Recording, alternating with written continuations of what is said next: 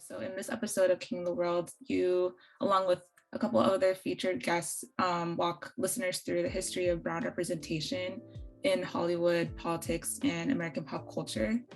And in the beginning of the episode, you mentioned watching this specific Seinfeld episode, and then also talking about Aladdin and some of these negative sentiments that were verbalized associated with people of Middle Eastern background and even Muslim background.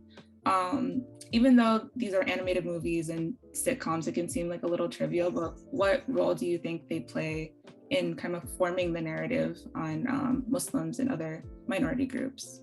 I think you're right in that, so I think kind of the way that I spoke about it also with the Seinfeld episode, like as a kid, I didn't really think it was that big a deal, right?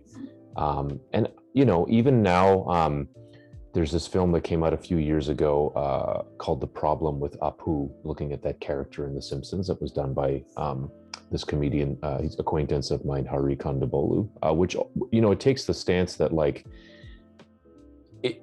he also is like, I'm still a fan of The Simpsons, and I'm not saying that it wasn't like the character, it's like, at least in that case, like the character had a lot of depth and stuff, but still it was the kind of thing that like my friends would do the accent in school and all that. And I just think that, even as a kid, like, as I said in the episode, like me and my sisters would like recite Aladdin from memory in the car, but it's not so much that it's a little thing like at that point, but I guess you don't realize that is that's the way you are like represented, or like you don't even understand these things when you're little, but like then if someone thinks of a Pakistani restaurant tour person, they just think of that character in Seinfeld.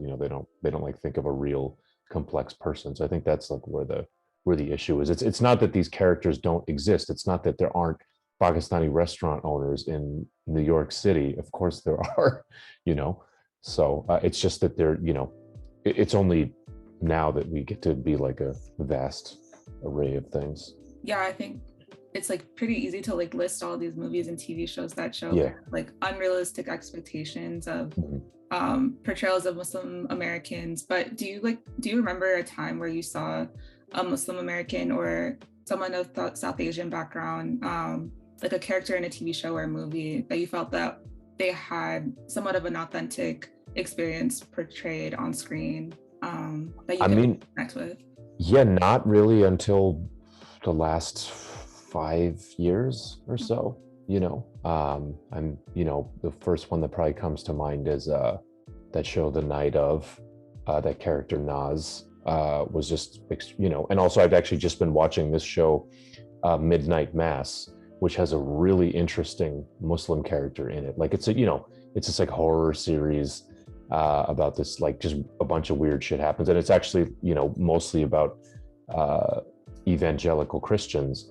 But in it, there's this character, who's like a Muslim sheriff, and he really like he's like a former NYPD officer who like wanted to, literally like post 9/11 wanted to like do something and prove all of his friends wrong, that no, like, if you just become an officer, like, I'll be the exception to the rule. And then he goes into this whole in-depth thing about a lot of the stuff we covered this season, about just like surveillance and all these different. It's a really interesting character. Then going back to watching Aladdin as a child, it was mentioned in the episode that there was this in the movie kind of like negative representation of Muslims and those of Middle Eastern background, but that some representation was actually nice to see as a child. And just growing up with not a lot of representation in animated movies specifically, do you think at times there can be some representation that's better than no representation at all?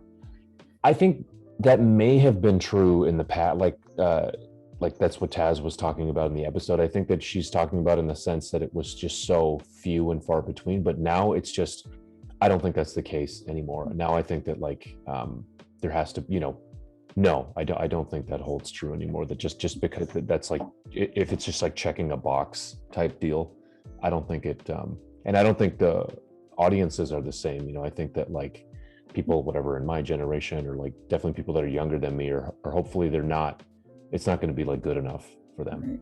They're So not just settling for yeah, anything.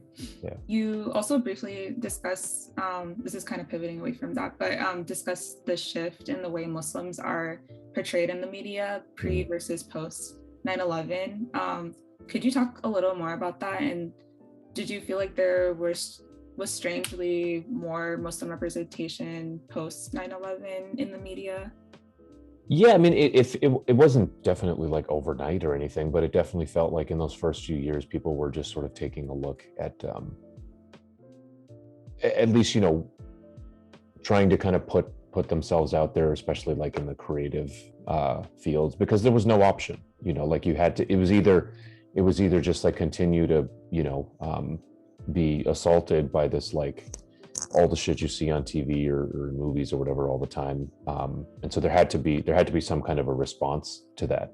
It's interesting. I don't think the UK there has sort of a longer history of this stuff before, in terms of like the ways, specifically with South Asian communities, for example, like a lot of like violence and race riots and stuff. And so these kinds of issues were actually dealt with, I would say, a couple of not dealt with, we're starting to get dealt with a couple of generations before I think things started to happen here in the same way. So Mhm. yeah. Okay. And then in this episode, you also sit down with actor Dominic Raines, who talks about his career and some of the hardships that he's faced as a Iranian American actor. And he mentions how his name prevented him from receiving a large number of roles. What was it like getting to talk with him and just hear him speak so openly about like his career and what he's experienced? Yeah, so he's actually an old friend of mine. I've had many great heart to hearts with him. But yeah, I mean, it was, I hadn't heard all of these things, definitely from his side, and doing it in this kind of an interview forum was really special. And it was like, um, and yeah, just for me, as an actor who's just kind of has started out in the last 4 or 5 years, I definitely like look up to him, and just really want to, I think he's definitely like paved the way for lots of people like me, or like other actors that we see now. So it was interesting to see somebody who was he was one of those people that was doing exactly what we were just talking about in the last question, like right in that post 9/11 world, or whatever it was trying to make it. There's also mention of this rebirth of Muslims breaking into television in the early 2000s. Do you think that there was a rejection from Americans to accept these like complex Muslim characters in the beginning? Yeah, I think so. I think we still see it now. I mean, it's not just something that goes away when you're like trying to dismantle, very long held stereotypes or whatever. I mean, when Dominic told that story that he would, and I hadn't heard that one before, where he was like, no, I literally was about to get this part, and then I just said my name and they said bye, you Yeah. know. So I think, yeah, absolutely. You also go in to talk about some of the like the comunas, and it was said that there were white journalists that basically talked about the comunas being a Muslim punk band, Mhm. anecdote to the otherwise backward Muslim. What was a narrative or like a headline that you would have wanted to see about the comunas instead of that? Whoa, oh my God, that's a really good question. So it's not that we weren't, it's not that we didn't, exist as a Muslim punk band. It's just that that part got focused, let's say, on more than, anything else that we were writing about. It made it so that our other members in the band that weren't Muslim were clearly left out of those conversations. Um, that's an amazing question. I don't know what the right, I have no idea what a good headline. I've seen, like, we more recently, like I think once we got a headline or something in I think it was Paper magazine that said like the Caminas are like a brown punk band and they don't give a fuck about you. I really like that one. Short and sweet. Yeah, or like, there was one when we put out this video, and it was like, they're mocking the whiteness of Friends or something that focused on the music too. I feel like, yeah. Definitely. And then, yeah, in this episode, we end off with Basim, your one of your bandmates, inviting you to join him in Lahore, Pakistan. What can we expect from episode 5 with how that ended? Yeah, so basically, yeah, you're gonna see just some crazy shit happen there. You're gonna hear some about some things there. Um, then we're gonna delve into to the topic of like surveillance. So it's kind of like the way these episodes go. We're sort of juxtaposing what's going on in my life, what's happening, you know, nationally or internationally in terms of like news stories and stuff. So yeah, it's definitely it's an intense one. It's you'll see sort of a, we're going to try to capture a lot in the arc of like my personal story while telling that as well.